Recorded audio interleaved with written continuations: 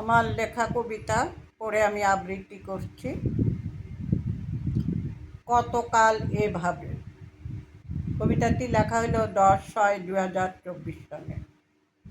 বিচ্ছেদের অনলে দগ্ধ যৌবনের সোনালি দিনগুলো, দু চোখে স্বপ্ন দেখি প্রশান্তির আলোয়, স্মৃতির পাথায় থেকে তোমাকে।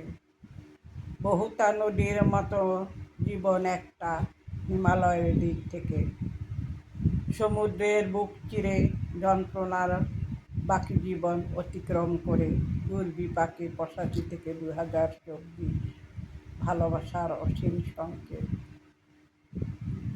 আবেগ স্পর্শ করে প্রিয়তমার অন্তর, প্রেম পাগল মন অন্তরায়।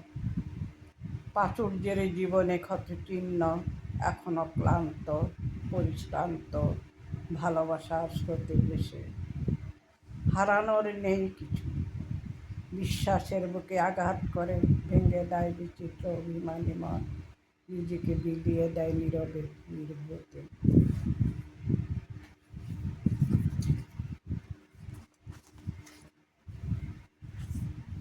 আমার আরেকটি কবিতা ফিরে দেখা। কবিতাটি লেখা 26/5/2024।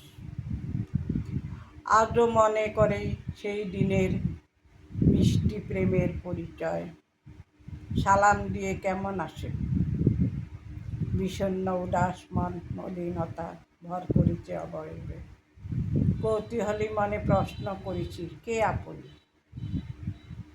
উত্তর আসে আবেগ মাখানো জড়ানো, ভীষণভাবে অভিভূত মুগ্ধ মেয়েটির বিষাদগ্রস্ত মন। প্রতিদিন শোভা পেত নানান রঙের লেখনীর সারি সারি কথার মালা, নাম না জানা অচেনা মুক্তির সাথে। কিছুদিন যেতে না যেতেই মনোমুগ্ধকর রোমান্টিক পরিবেশে ডাকা হয় দুজনের, সান্নিধ্য কাটানোর দিনগুলোর কথা। হ্যাঁ, এটাই ছিল পবিত্র ভালো লাগা মনের প্রাসাদে। রবি ইসলাম। কবিতাটি ভালো লাগলে প্লিজ সাবস্ক্রাইব করে আমার পাশে থাকবেন। আল্লাহ হাফেজ।